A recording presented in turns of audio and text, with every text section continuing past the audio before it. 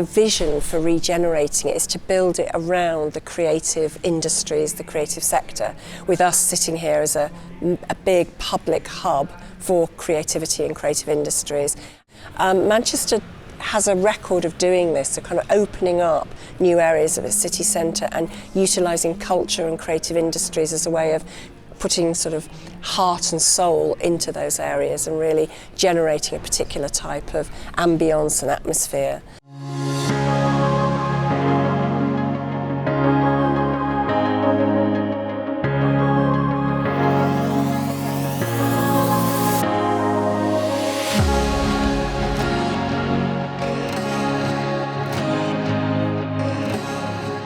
こんにちは、ハイライフ研究所の榎本です。今回は音楽都市視察でマンチェスターのアビバスタジオにお邪魔しました。まずはマンチェスターという都市。ロンドンが世界を代表する音楽都市ならば、マンチェスターは地方都市ながらロンドンに匹敵する、あるいはそれ以上の実力を持った音楽都市ではないかと思われます。マンチェスターの概要はこんな感じです。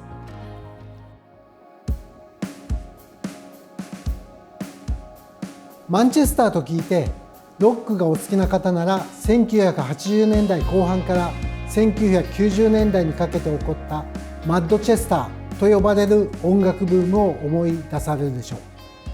代表的なアーティストにはニューオーダー、ザ・ストーン・ローゼス、ハッピーマンデーズ、オアシス、ザ・スミスなどがいます。彼らはマンチェスターで結成され、世界中を彼らの音楽で席巻していきました。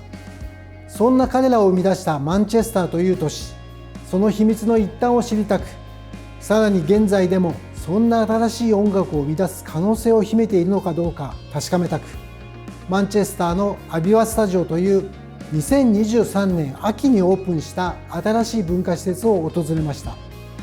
マッドチェスター時のブームではファクトリーレコードという音楽レーベルがその牽引役を果たしましたが、2023年秋にオープンした新しい文化施設であるアビバスタジオは公共の施設という色彩が強いのにもかかわらず、音楽だけではなくマンチェスターにおける文化そのものを牽引する役割を果たす可能性を秘めているという気配を強く感じました。それではアビバスタジオの概要です。世界に名だたる OMA が設計していること、オープンしてまだ1年ちょっとです。主要な施設はソーシャルと呼ばれるオープンな空間、ホール、巨大な倉庫、ザ・ウェアハウスの3つです。ファクトリーインターナショナルの椎名さんとキーラさんをご紹介しましょう。Hello everybody, I'm Sheena Wrigley. I am the Executive Director at Factory International. I look after a lot of the teams that deliver the work and the day-to-day operation.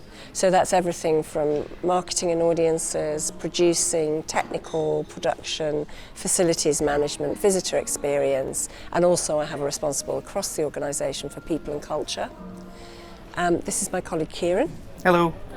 Hi, my name's Kieran. So I joined Factory International back in 2020. And I'm part of the Factory Academy team. So Factory Academy is all about skills and training and helping people from the city to access the skills they need to do the jobs that we need to create all of the art and all of the amazing things that go on in this building. このアビバスタジオには5つの素晴らしい語るべきポイントがあります。1つ目のポイントは空間のフレキシビリティの高さです。ホールとボックス型の空間、その2つの空間がある時は連結されて超巨大な空間に、またある時は分割され小さなコミュニティ空間に変幻自在に変化します。では実際に椎名さんとキーラさんにソーシャルと呼ばれるオープンスペースからホール、そしてボックス型空間を案内していただきましょう。So this is a space we call the social. It is essentially a bar, cafe, social space, foyer. It's designed to be as accessible as possible for people to come into, use it in different ways, have a coffee, but we also do use it as a programmable space. So we run everything from talks to workshops to film screenings to club nights using different configurations of this space. So we're going to go into the. This is the. I suppose this is what we call the hall. It's a more traditional theatre space, but even within that, configurations can be changed. So I'm not sure what state it's in. So let's go in and find out.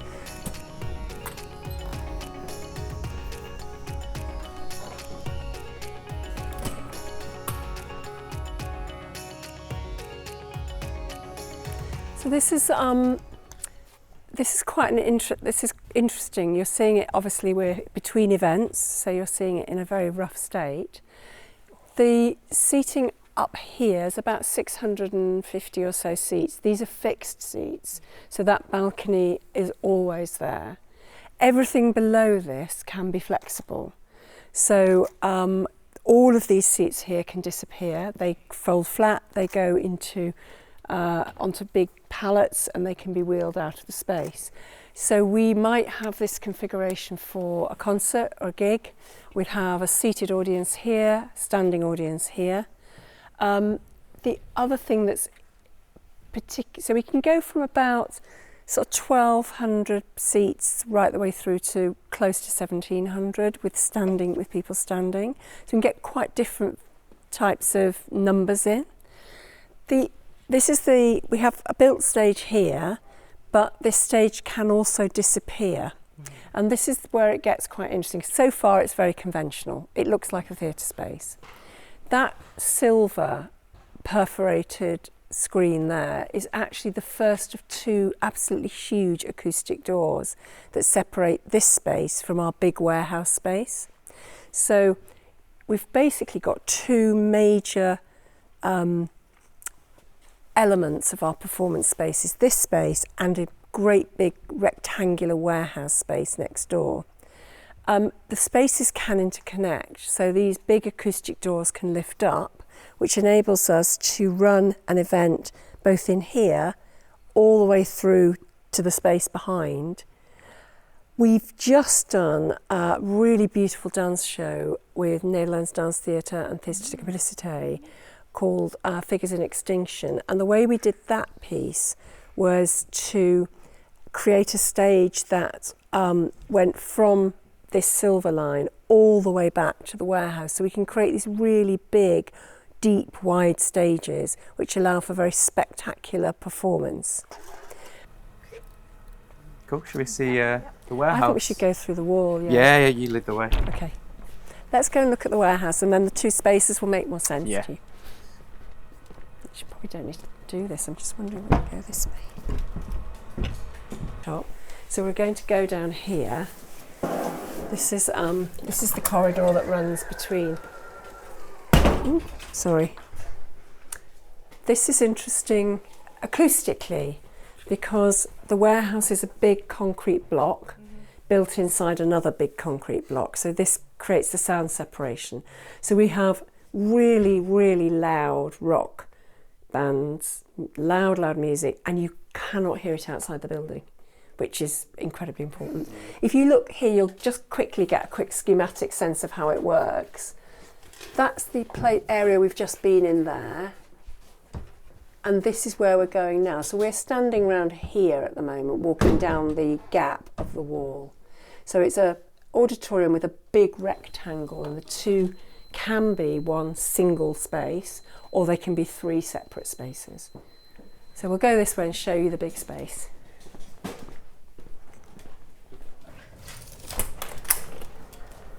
Okay, so we've now come round three sides. Got that one right.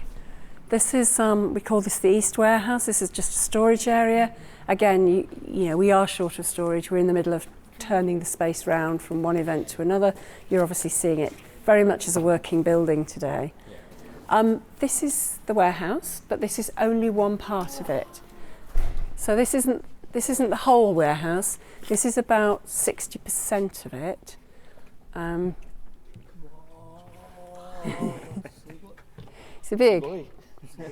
It's big, and it's a bit dirty at the moment because there was a very large event in here yesterday. So please excuse the look of the floor. It's not been fully cleaned yet. Yesterday was a great big marketing and advertising conference. So there were thousands of delegates in here. This was a big marketplace, so there were stalls, exhibition centres, little pop-up cafes, bars serving champagne, all set up in here. That's the big acoustic doors that we were looking at. So the auditorium with the gold chairs is over there. So we'd be looking at, this would be the stage to that auditorium at this moment if we were to open those doors. The big things here are, you've got a hugely high grid. So I think we're on about 23 metres, so we can fly and suspend all sorts of things. One of the, I think we were talking earlier about the Kasama exhibition. We were able to put a number of the inflatables in here, really suspended really high up. So you can get great depth for exhibitions as well, which is really good. These panels that you can see here, the dark grey, now these are, it's called the multi-wall, and it's a wall that allows us to divide the space into two parts. So at the minute we're in sort of about, we're going to have a look in a minute, we're about 60% of the size of the whole space. This panel, as you can see, the remnants of it, moves round to the wall, tracks down the wall, and eventually it stores along there. So you can make one space, and there are two walls that are 4 metres apart. So this space can again be acoustically separated, both from the auditorium, but also from the other part of the warehouse. So we can have 3 different events all at the same time, all of them separate from each other. That's the theory. This is, so we've got 2 of these walls, so if you take both of them out you get one big space. We'll look at the big space. That is the door to the lorry lift. So when that lifts up there is a double lorry lift, so you can have 2 articulated lorries. You can drive the lorries off the lift into this space for unloading to create, you know, big music gigs or big installations for exhibitions and things. No, this is an incredible space, and it's really, it's so brilliant when you see it transformed. I mean, we had the marketplace yesterday. We do our big gigs in here, so you get, you know, a stage at that end, lasers, lights, projection, big band, 5,000 people jumping up and down, bars down the side, serving drinks. Really, really different atmosphere in here. And we've also done quite intimate things in here, where you bring the lighting right down, low rig, small stages, small seating areas. You can build all sorts of different configurations of seating, and then have something with just a few hundred people in, and we can make it feel quite, believe it or not, we can make it feel quite cozy, quite intimate. 2つ目のポイントは、この空間を活用した国際的プログラムです。まずプログラムには、この巨大な空間を活用した国際的な共同制作と呼ばれるプログラムがあります。さらにマンチェスターで作品を制作し、その後世界的なプログラムへと発展させている例もございます。So you'll see as we walk around the building that our main event and performance spaces have a considerable element of flexibility to allow us to work with as many different artists in as many different ways as possible.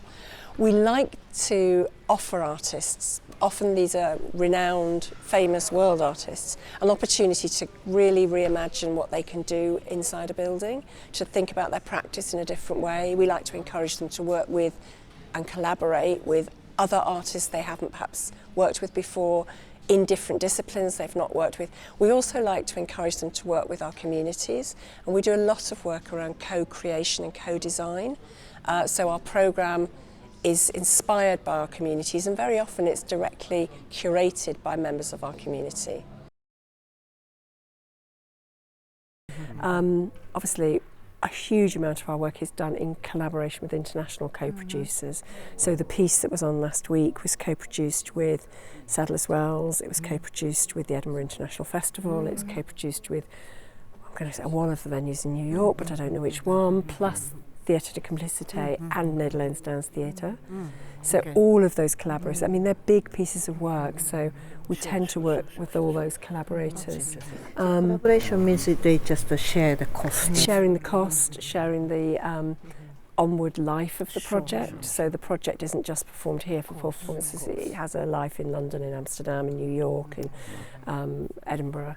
And it's obviously, for the scale of those pieces of work, it's much more sustainable as a model.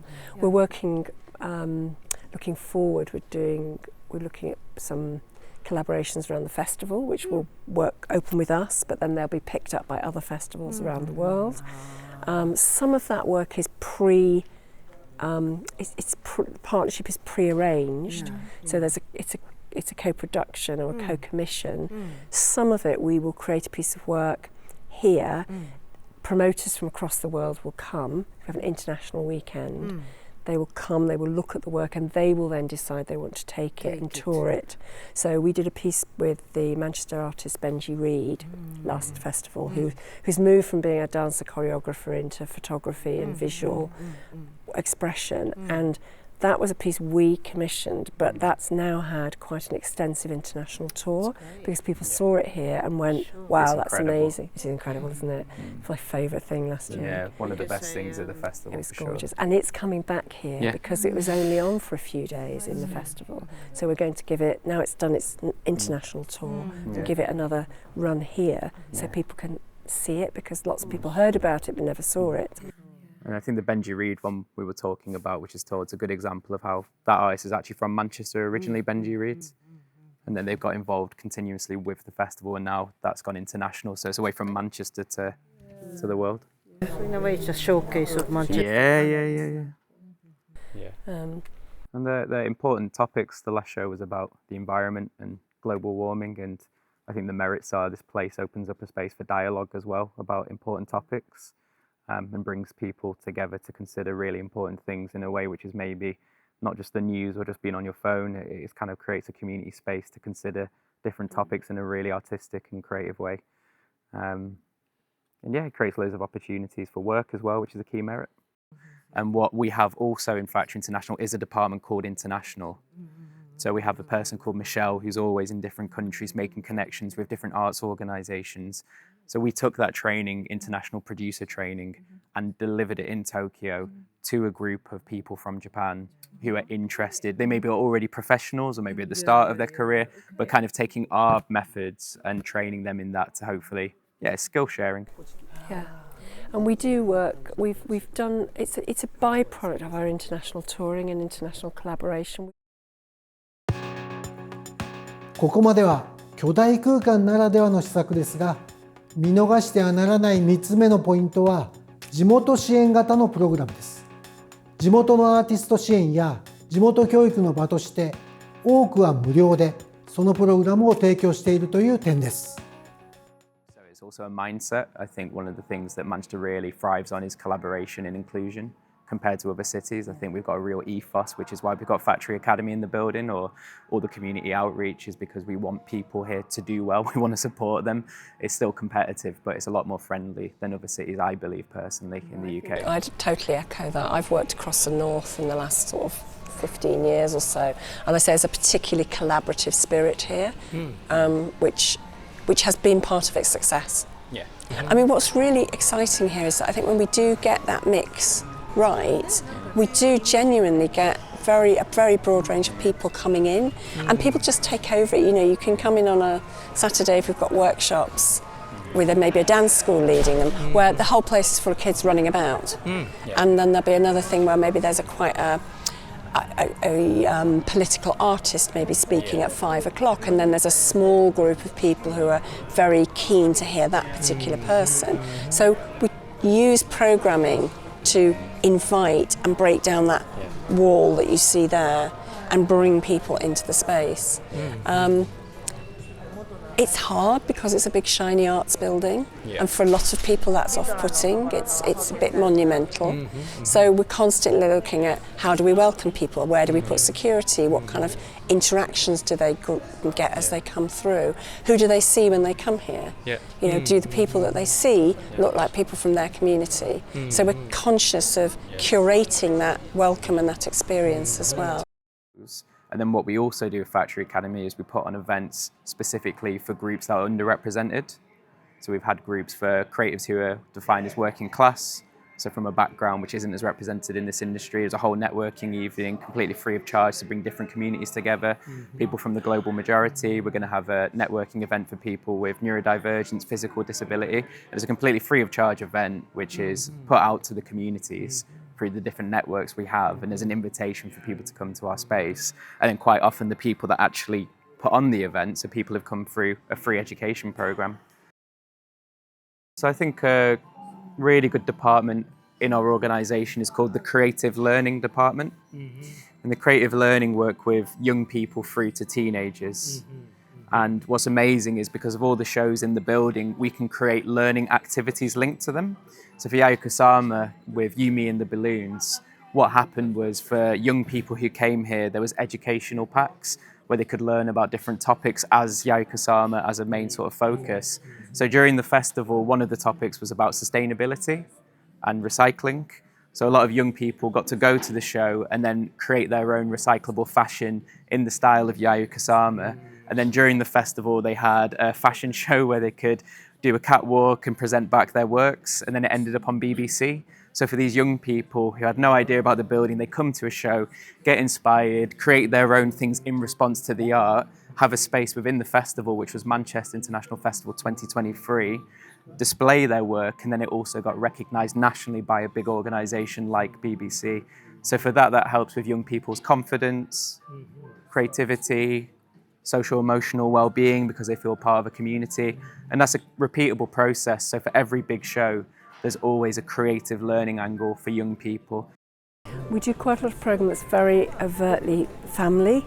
So we work to support, particularly at weekends and in school half terms. So we just did a big citywide collaboration with the City Council, with other venues, which was called Super Duper Family Festival, which was 4 days of family programming. So we had lots of workshops in here, lots of activities, and then up in the warehouse where we just were, there were family raves, so sort of party, disco, clubby events for families with young children. So lots of fun with like bubbles and balloons and music, and change our menu to make sure we've got lots of kid-friendly food. So we try to constantly shape-shift to make the space and the offer really, really appealing to younger people. I think the other thing is Young Curators, which is a programme where young people get to become part of the curatorial team as a group, and they start to decide different events, like you saw with Fusion, 18 onwards, 18 to 30. So they get to learn from the people who work in this building about curation and how you put on events, and then they'll be given a budget to put their own event on. It's thought through, it's strategic, it's not accidental. It's a very deliberate part of our work, and our vision is to engage right across generations. How do you come up with these programs? We have lots of incredibly amazing creative staff who are specialists in those areas. You know, we've got teams. Kieran mentioned our learning team. We've got the training and skills development factory academy team. Consultation groups. So there was a young people's forum, which was comprised of different young people from Manchester who would meet every few months to speak with our exec. And I mean, our exec include Ki Hong, John. They would attend that and speak with them. That's very democratic. We try to be democratic, I think it's about trying to really reflect lots of different perspectives and make the programme richer by doing that. If it's just one person programming everything, it's very flat, it's very dull. So our philosophy is to try and programme quite eclectic work drawn from the input of many different people. Obviously, we have a curatorial lead in the artistic directors are curating all of that to sit it within the festival and the building. この多彩なプログラムを運営しているのはファクトリーインターナショナルという組織です。椎名さんとキーラさんが所属するその組織についても4つ目のポイントとして少しだけ触れておきましょう。ファクトリーインターナショナルはアビバスタジオとマンチェスター国際フェスティバルを運営する組織です。ビジョンは共に明日を発明する。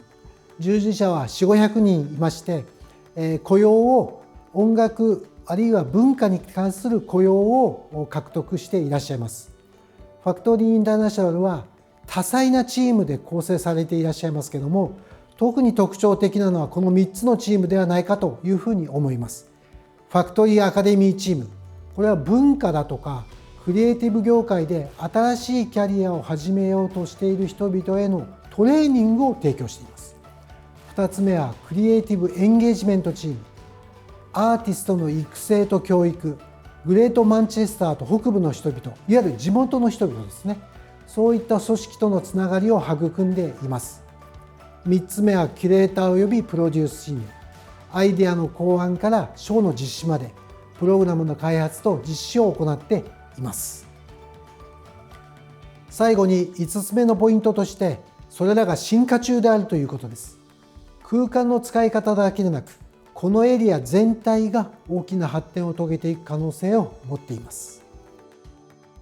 All I've done is said it's our newest space and we're hiring. Yeah, it's still in development, but since November we've redone this space, put a floor in, made it all completely safe for students to be in. And yeah, over the past few months, we've started using this as a more permanent place of residency. So you can see some of the pictures on the wall. So the pictures on the wall are from a more recent cohort of students. They were learning about digital content creation. So these were young people in Manchester, aged 16 to 18, who were not in employment, education or training, which is a demographic of real concern to the government because it can lead to things like long-term unemployment and other things which aren't beneficial to the individual. So completely free of charge for 5 weeks, we taught them all about content creation skills. We taught them about sort of soft skills, communication, resilience, how to follow your dreams. And at the end, their work got to get showcased in this building. So it actually went from, I'm a young person on the outside looking in, to being really involved to the final night of having their own artwork shown in this space, which, as you can imagine, is a really gratifying moment for any artist to see their work blown up onto A0 and put into a building of this sort of regard. And we hope to do even more of that. So this is phase 1 of the development. We're hoping bit by bit to turn this into a more furnished space. And hopefully this is a space that a lot of people can return to, say do a course with us, but they can drop in and access our support in the long run. That we're still sitting in an area of the city that's being developed. This is an area that was not accessible to the public until relatively recently. It's the footprint of the old Granada Studios, so it was an old media and television studio. So this part of the city was very much closed off, as was access to the river. And I guess the vision for regenerating it is to build it around the creative industries, the creative sector, with us sitting here as a big public hub for creativity and creative industries, and then complemented by workspaces, companies whose natural business is in media or in technological development or in marketing or in design, and that's the people who are now beginning to occupy the spaces around us. And there's a mix of historic buildings such as the Bonded Warehouse, where we've got a lot of independent companies working, beautiful old buildings that have been repurposed, and really stunning new modern buildings that you'll have passed on your way here. So it's still an area that's in development. It's still an area that's slightly off the beaten track for people. Manchester has a record of doing this, so kind of opening up new areas of its city centre and utilising culture and creative industries as a way of putting sort of heart and soul into those areas and really generating a particular type of ambience and atmosphere. So we're right at the beginning of that journey. いかがでしたか？椎名さんの言葉のように、マンチェスターの音楽および文化の旅は今まさに始まったばかりなのかもしれません。ご清聴ありがとうございました。